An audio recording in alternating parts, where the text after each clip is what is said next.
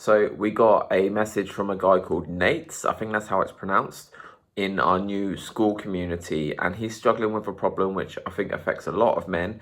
So I decided it would be a good idea to make a video response for our YouTube channel so that you can, if you are struggling with this problem, hear my ideas on how to solve it. So he's apologized for the lengthy introduction. I'm not going to go through all of it here on this video, but he just goes through basically stuff that happened to him in his childhood, why he's so shy, why he struggles with confidence, things like that,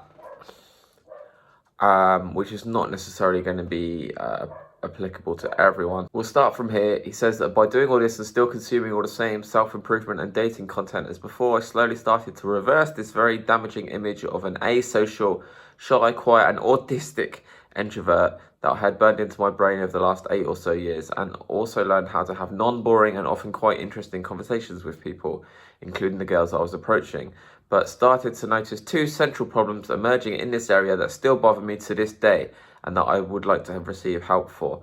First off, fantastic. Yes, a lot of people get stuck in their self-image, that they just believe that they're this shy guy, they're this loser, they're this guy who's not good with girls, and that they're destined to be like that way forever. But you can change the way that you see yourself over time by taking the right action. So fantastic work for that.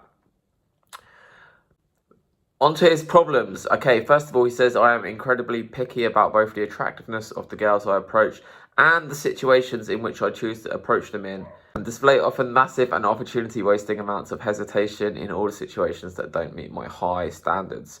As I not only found myself going after mostly 8s, 9s and 10s in looks in my approaches due to labelling the 6s, 7s and anything below as not worth the potential embarrassment and time investment in the event of failure or rejection, but also found myself avoiding approaches in the situations that don't fit my ideal scenario or conditions for making an approach. We'll get to those conditions first.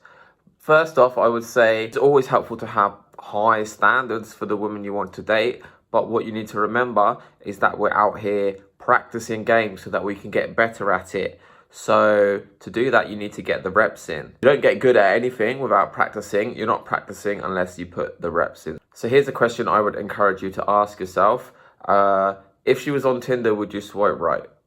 Okay, most guys are very generous when they're swiping right on Tinder. Would you swipe right? If so, then you should talk to her. Also, in bars and nightclubs, you should be talking to everyone, starting conversations with everyone, building that social momentum, making connections in the nightclub, having everyone love you rather than being that creep who only hits on the hot girls. So if you're serious about improving and practicing game and getting better, that's something you're just going to have to do. Also, you don't want to get rejected. It's too embarrassing to get rejected by the 6s and 7s. That is pure ego. Okay, here's something that can help you with that. Realize that these women, they're not rejecting you. They're not rejecting you as a person. They're just rejecting the minute or so that you show them of you. They're just rejecting your approach. Okay, they're not rejecting all of your thoughts and desires and all of these things that make you you. They're just rejecting your approach, the way that you approach them, the minute or so of the highlights that you showed them before they decided that they weren't interested.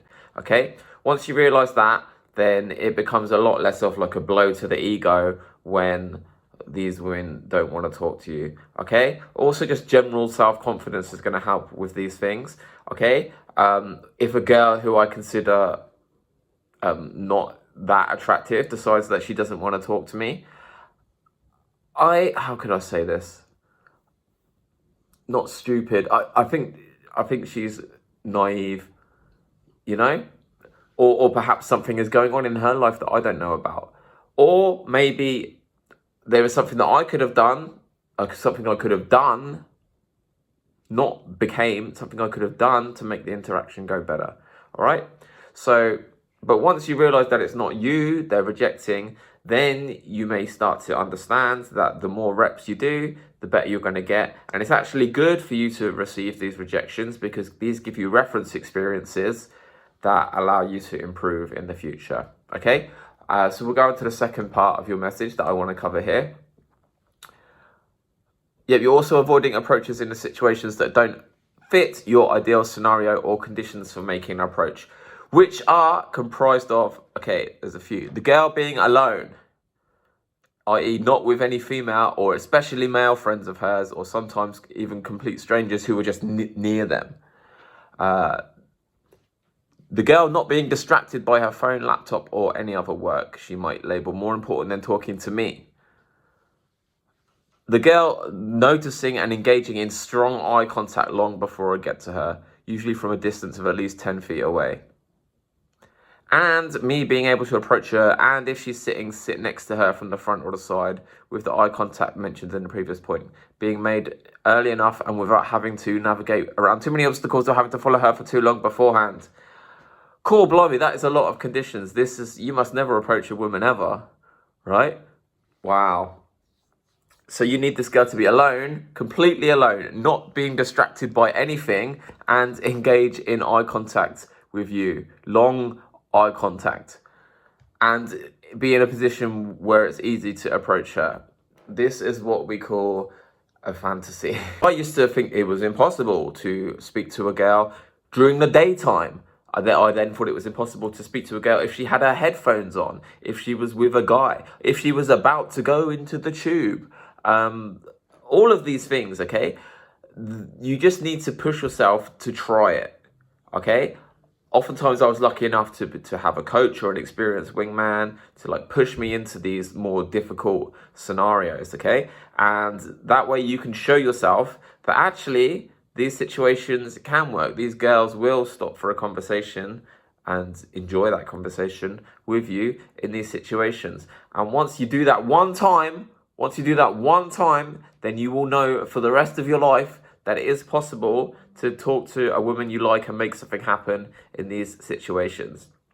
And guess what? It gets easier the second time and the third time and the fourth time. Just like anything else, you're building a skill, you're practicing, you're trying to get better, all right? You're never going to get better at basketball if you only practice the layups. Man, that is a good metaphor, okay? This is the same thing. We are practicing game because we are trying to become skilled at the approach and being charismatic and making things happen, okay?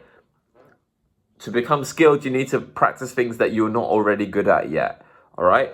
And I am so sure that you must not be hardly approaching any women, because these situations where they're completely alone, no distractions and staring at you, you want them to smile and flick their hair as well. You really need to push past that. And like I said, having a coach or an experienced wingman to push you is going to help you. But there's more. The second thing he mentions is about sexual communication. He says, while I am certainly able to have interesting and engaging conversations with these girls, once I do finally make the approach, I often notice that these conversations are purely intellectual, friendly, and opinion basic, getting to know you, information exchange based, and are almost always woefully lacking in anything that would make the conversation fun, or especially man to woman interaction, such as humor, playful teasing, flirting, any form of physical escalation, being moves or remotely sexual, anything remotely sexual, as these are the things that I have the least experience and knowledge in, find the least natural, and therefore find it quite hard to get myself to bring up, and even usually never even think about trying to bring up. That's because you haven't practiced it. What can I say about this? The main reason why people don't want to take these risks in conversations is because they want to play it safe. They're afraid of something going wrong and then they lose the girl, okay? They are happy, they're in their comfort zone when they're having this pleasant, nice to meet you, safe conversation with the girl. The girl is still there, she's still talking to you, so you think this is going well. I don't want to risk what I have already, okay? But whereas in reality, what's going to happen is she's actually just going to get bored a little bit more in the future, and then she's going to say nice to meet you and she's never going to speak to you again. You need to realize this now. You don't need to go through 100 nice to meet you, pleasant conversation to nowhere before you start to realize that you need to take more risks in your conversation and make them more fun and show your full personality and try and be fun and playful and teasing and flirting. You need to learn that now while you're watching this video, rather than do what most guys do, is spend years having these nice, safe conversations that never lead anywhere before they get so sick of nice to meet yous that they decide to change. I don't want you to be that guy who has to wait for years, so learn this now, okay? The thing is with sexual communication is there is an art to it. There is a right way and the wrong way. There is a way to know when it's good to escalate, when it's good to throw in these innuendos and be a bit more adventurous with your language, okay? Luckily for you, we have a whole class on sexual communication within our school community. If you click on the classroom tab, you'll see all of the different classes that we have available for you. And look right there, sexual communication, over a dozen videos presented by the great Kieran Callum. And he's having conversations with women. He's breaking them down. He's having interviews with women in some of these videos, explaining what they like, what they don't like, how to flirt, how to make a conversation sexual slowly over time in a way that women are comfortable with, okay? So I would strongly urge you to start taking that class in our free school community, and you're going to learn a lot from it. And realize that you have to take risks in conversations to make women really excited and want to continue being in them, okay? The truth is, you probably are going to mess up a few times and you're going to lose the girl. But it's also true that if you keep having these safe, nice conversations to nowhere for the rest of your life, you are going to lose a lot of girls just more slowly, okay? And they're going to be nice to meet you before they leave, okay? So this is something, okay, you're just going to have to push yourself to do. Again, it helps to have an experienced wingman or a coach. If I was coaching you, every time I saw you having these safe, boring conversations, I would let you know after the fact and say, listen, the reason she left you is because you're boring. You're boring, okay? And hopefully that would push you to stop being boring, because you wouldn't want your coach or your wingman to tell you the same thing. Oh, you lost her because you're boring. You lost her because you're boring. You're boring. You suck.